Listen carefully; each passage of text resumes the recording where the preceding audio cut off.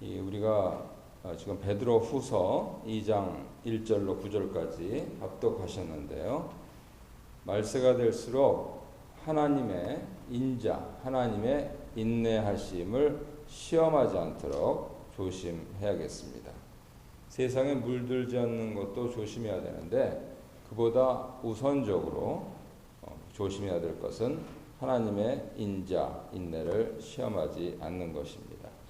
말씀과 나눠보겠습니다. 거짓 선생들의 특징을 묘사해서 그들에 대한 최후 심판을 예고하는데요. 멸망할 이단을 끌어들여 성도를 미혹해 하는 이들은 가짜 리더들이죠. 거짓 선생들입니다. 그것은 어제 오늘 일이 아닙니다. 구약에도 이스라엘 백성들을 거짓으로 이끌어서 망하게 한 그러한 거짓 선지자들이 있고, 그 구약에 철저하게 근거해서 신약의 복음을 증거하고 있는 히브리서에 보면은 심지어는 좋은 선생들도 끝까지 보라고 되어 있습니다. 그래서 야고보 장로님은 선생이 되지 말아라 하는 말씀도 하시면서, 하지만 하나님께서 세우시면은 선생이 역할을 해야 되는데, 처음 말을 시작했으면 끝까지, 언제까지입니까? 우리가 흔히 표현하듯이 천국 갈 때까지 끝까지 봐야 된다, 이렇게 말씀을 하시는 것이죠. 그래서 요사이는 몇 년씩밖에 안 보는 것 같아요. 더구나 교회가 마치 회사처럼 돼가지고 몇 년씩밖에 못 보니까 점점 이제 경력을 쌓아가는 그러한 것처럼 돼 있어서, 옛날에 우리 선배님들, 목사님들이 한 곳에 쭉 뿌리박고, 완전히 뿌리박고, 기도도 뿌리박고, 얼마나 지겨웠습니까, 사실. 목사님 옛날에 공부할 것도 변변이 없으시고 똑같은 얘기 매주 하시는데, 그런데 중요한 것은 그분의 인품과 또 그분의 신앙, 이런 것을 보면서 성도님들이 우리가 저렇게 살아야 되겠구나 했다는 것이죠. 그래서 요즘처럼 더구나 분별하는 것이 쉽지 않을 때일수록 정신을 바짝 차리고 진짜인지 가짜인지 하는 부분들을 볼 수 있어야 되겠습니다. 세 가지 이러한 사람들의 특징을 나타내는데, 첫째, 이단 영향을 받아서 성경을 자의적으로 변형, 해석해서 성경이 가르치지 않는 이론, 특별히 이런 것을 이단 사설이라고 합니다. 이 사설들을 교묘히 퍼뜨려 사람들을 멸망으로 이끄는 사람들이죠. 대표적인 경우들이 성경에서 그리스도께서는 십자가를 지셔서 세상을 구원하시고 하나님 앞에 옳다 인정함을 받으셔서 부활 승천하셨다 하는 아주 간단한 십자가와 부활의 복음이 있는데, 그런 부분에서 반쪽만 전한다든가 십자가만 드립다 해가지고 그냥 온갖 고생 사서 다 하다가 이풍진 세상 등지자고 한다거나, 부활만 해서 십자가 없는 부활을 해서 무조건 붕붕붕 띄우거나, 그렇지 않거든요. 복음은 이 양자가 다 있습니다. 그래서 십자가와 부활에 피 묻은 영광스러운 복음이라고 하는 부분들을 어느 일부만 강조하거나 하는 것은 잘못된 일이죠. 그래서 멸망 사설에 이끌지 않도록 조심해야 된다 하는 것이고요. 둘째는, 한때는 이 사람들도 교회 공동체의 일원이었지만 이제는 자신들을 핏값 주고 사신 주를 부인하는 자들이다. 그래서 예수를 믿는다고 하는데 예수를 믿어야 되지 않습니까? 교회를 믿어도 안 되고 목사를 믿어도 안 되고 예수를 믿어야 되는 것이죠. 그런데 어느덧 우리들 마음속에 예수님이 사라져 버린다 하면은 이 문제가 대단히 크게 되는 겁니다. 그래서 시작 전에 말씀드렸듯이 어르신들이 격려를 하시는 것도 우리가 먼저 받은 예수 사랑의 은혜를 같이 체험하자 하는 맥락이 되어야 되는 것이고, 교회에서 왜 잘 날 모르시는 분인데, 그냥 인사하던 분인데 저분이 왜 뚱딴지 같은 말씀을 하시나 하는 의구심이 들 때는 이것이 바로 예수 생명이라고 하는 그러한 측면에서 말씀을 하시거나 하고 이렇게 들어야 되는데, 그게 아니고 너는 왜 그러느냐, 당신이 뭔데, 이렇게 되면은 예수님이 빠져버리는 것이죠. 그래서 매사에 예수 중심으로 가는, 그게 바로 교회 아니겠습니까? 그래서 전하는 자나 듣는 자가 다 주를 인정하는 가운데, 주를 믿는 가운데 서로 말하고 행동하고 하는 일들이 교회인데, 그 교회를 떠나버리는 것이죠. 셋째, 그들은 임박한 멸망을 스스로 취하는 자들입니다. 그 구체적인 내용들이 다음에 나와 있는데요. 그래서 종합적으로 보면은 사도들이 세워놓은, 사도들이 누굽니까? 첫 번째는 예수님을 직접 수행했던 사람들입니다. 두 번째는 예수님께서 십자가에 받으시고 부활하신 것의 목격자, 증거자들입니다. 이것이 사도행전 1장에 있는 사도의 기준이거든요. 그랬을 때 이 사도의 파운데이션 위에 세워져 있는 정통신앙, 그 정통신앙에 근거한 공동체의 전통 아래 있는 것이 가장 안전합니다. 요즘 사람들은 재미가 없다 그러는데, 아무리 인간들이 개발시켜놓은 재미도 오래 못 갑니다.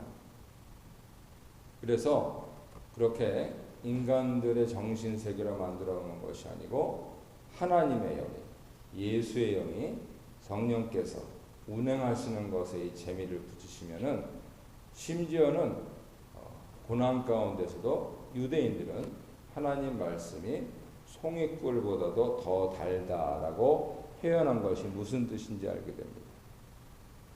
이제는 고진감래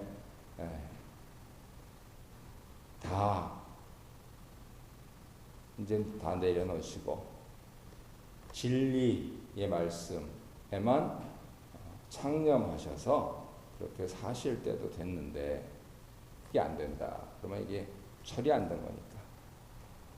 그래서 그렇게 하기 위해서 가정에는 어른들이 있는 것이고 교회에는 또 당회가 있는 것이고 하는 것인데, 그러한 서로 격려하고 또 서포트해주는 좋은 일들이 일어났으면 좋겠습니다. 작은 예번 보겠습니다. 거짓 선생들이 교회에 위협이 되는 이유는 첫 번째, 진리도를 회방하기 때문에, 둘째, 욕망을 부추기기 때문에. 특별히 베드로 후서에서는 이 성적인 욕망 부분들에 대해서 아주 강하게 질책하시고 경계하십니다. 옛날에 재미가 없었잖아요. 그래서 옛날에 교회, 초대교회 더구나 뭐가 볼 게 있겠습니까? 굉장히 강조를 하시면서 이렇게 하셔서 이 진리의 도를 회방하는 부분들, 그리고 욕망 부분들, 그거를 복잡 다단한 삶을 사는 현대인들에게 적용하면은 여전히 그 성적인 부분들은 당연히, 또 사람이 창조물이면서 또 한편으로는 동물이면서 하기 때문에 그거는 없어질 수가 없어요. 그래서 이 성적인 부분들은 이건 또 나이도 없는 것 같습니다. 젊은 사람이나 또 연세 드신 분이나 다 비슷비슷한 것 같아요.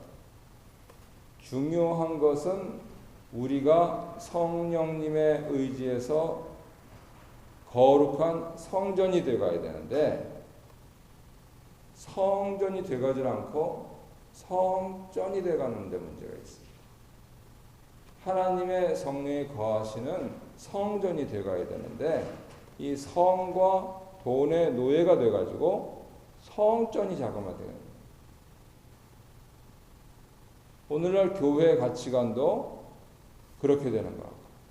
그래서 궁극적으로 예수님께서는 하나님과 재물을 겸하여 섬길 수가 없다라고 아주 극단적으로 말씀하십니다. 아마 평생 예수 믿으신 여러분들께서는 귀에 못이 박히도록 들으셨을 텐데, 젊은 목사 이렇게 말씀드리면 아이 또 그 얘기냐 하고 흘겨 지나갈 정도로 현대인들은 성전에 단련되어 있습니다. 그게 아니고 예수님 말씀하시는 거는 성전이 되어가야 된다. 하나님의 영이 거하시는 성전이 되어가야 된다. 성적으로 깨끗할 뿐만 아니고 욕망도 다스리고 혹은 죽고, 그래서 몸의 욕망뿐만 아니고 돈의 욕망도 다스릴 줄 알아야 현대 크리스천이 되는 것이죠. 하지만 옛날부터 거짓 선생들은 교회를 위협해 왔는데 뭘로요? 이 도를 건드리고 욕망을 부추겨서. 그래서 저는 참 깜짝 놀랐습니다. 우리 토론토에서 큰 교회 다니시는 두 가정을 이렇게 우연치 않게 만났는데, 팔순 되신 노부부는 가만히 보시더니 그런데 교회는 다니시오? 이러면서 저한테 전도하려고 하시더라고요. 그래서 네, 목사입니다. 그러니까 아유 목사님 이러면서 어디세요? 그래서 미시사가 우리 교회입니다. 아, 네, 잘 못 들어봤는데요. 네, 동쪽에 큰 교회 다니시니까 이쪽 너무 서쪽이고 못 들어보셨죠. 제 마음속에 그렇게 기쁘더라고요.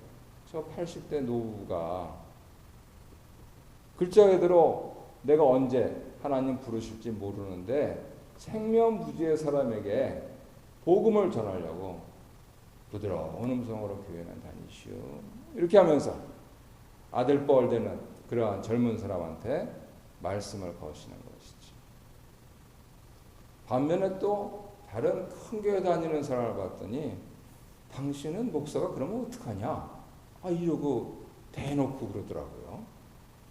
그래서 아니 이 사람이 나를 언제 봤다고, 그리고 우리 교인도 아니고 내가 자기 목사도 아닌데. 그래서 깜짝 놀랐어요. 그래서 제가 결론을 내린 것은 이 욕망 부분이다. 교회가 자꾸만 성도님들은 예수님 안에서 자기를 부인하고 사시는 겁니다 하고, 또 육신적으로 연세가 드시면서 그 부분들이 자연스럽게 되시면은 생면부지의 사람도 마음이 훈훈해지면서 나도 저렇게 이제 연세가 들어야지 이렇게 그런 마음이 드는데, 이거는 사실 세상 어디에 놓아도 그렇게 부족함이 없는 사람이 남을 정죄하고 판단하고 그러고 나서 또 자기 교회 자랑을 막 해요. 또 굉장히 불쾌했습니다. 저는. 그렇다고 불쾌한 표시는 낼 수는 없고, 그래서 과연 우리의 욕망을 어떻게 다스리느냐 하는 부분들이 현대 교회가 건강하게 가는 그러한 바로메타가 될 것 같아요. 큰 2번 보겠습니다. 심판의 예들이 나오는데, 옛시대 하나님께서 용서하지 않고 심판하신 대상들은 범죄한 천사들, 옛 세상, 그리고 소돔과 고모라입니다. 무엇보다도 성경은 순서가 중요하기 때문에 이 범죄한 천사들, 사단, 악마, 귀신들 그냥 피해야 됩니다. 마귀를 대적하라 그래가지고 자기가 퇴마사 역할을 하려고 하시는 분들이 있습니다. 근데 더러운 거는 피하는 겁니다. 그렇잖아요. 길 가다가 똥이 있으면은 삥 돌아서 가지 저게 진짠가 아닌가 밟아보는 사람이 어디 있습니까? 그게 상식이거든요. 하나님께서 특별히 은사를 주셔가지고 그를 치유하고 하는, 특별히 사람을 대상으로 하는 겁니다. 왜냐하면은 사단, 악마, 귀신은 눈에 보이질 않아요. 그런데 이거는 꼭 기생충 같습니다. 사단, 악마, 귀신이 왕에게 들어가면 권세가 어떻겠어요? 왕의 권세를 갖고 있겠죠? 그런데 어린아이에게 들어가면 어떻게 했어요? 그 우리 뭐 별 볼 일 있겠습니까? 기생충과 같은 거예요. 그러면은 그러한 것들을 잘 보고 쓱 피하면 되잖아요. 왕 같은 권력을 가지려면 눈에 안 띄면 되는 거고, 어린아이라고 또 우리가 뭐 쥐어받고 그렇게 하는 것이 아니고, 아유 참. 그런데 그 어린아이를 치유해야 되고 그 왕을 치유해야 되는 특별한 은사를 가진 분들이 있습니다. 그분들한테 할 거고, 내가 퇴마사가 되려면 굉장히 곤란해집니다. 잘못하면 세상에 잡혀먹어요. 그래서 2번 보겠습니다. 경건한 자는 건지시고 불의한 자는 형벌 아래 두신다는 신뢰로 노아와 롯을 거론합니다. 노아 시대 얼마나 살기 어려웠습니까? 소돔과 고모라 얼마나 살기 어려웠습니까? 그런데 성경은 가만히 보니까 8절에 롯이 심령이 상했다 그랬습니다. 왜요? 소돔과 고모라 안에 들어가 사니까. 롯은요, 하나님 말씀대로 떨어져서 방주 짓고 사니까. 노아가 심령이 상했다는 얘기가 성경에 안 나옵니다. 왜요? 적당히 떨어져 있으니까. 물론 먹을 거 가서 사야 되겠고, 그리고 또 필요한 거 서로 교환하면서 그렇게 해야 되겠지만은, 롯은 소돔과 고모라 안에 들어가 살았으니까 그 심령이 상했다. 이렇게 성경이 말씀을 하는 거예요. 두 분 다 의인이라고 베드로 사도는 말씀하시는데 저는 노아가 좋죠. 아마 누구나도 그러실 겁니다. 왜 심령이 상하면서 삽니까? 왜 한 번 사는 거를 그렇게 전전긍긍하면서 사느냐는 것이지요. 적당히 떨어져 사는 것이 좋다는 것입니다. 결론적으로 이 두 분의 인생의 교훈은 최후의 심판을 저들이 기다리는 동안에도 징계와 형벌을 지속적으로 받는다는 사실, 역으로 최후의 구원을 기다리는 동안에도 이 세상에서 살기 때문에 고난을 피할 수가 없어요. 하지만 하나님의 축복과 행복을 지속적으로 받게 하신다 하는 것입니다. 문제는 성도님들은 성전이 돼가야지, 성전이 돼가면은 고난을 자초하는 그러한 우를 범할 수도 있다. 이렇게 말씀을 드립니다. 나는 이번 이 없는 심판도 없고 예고 없는 심판도 없습니다.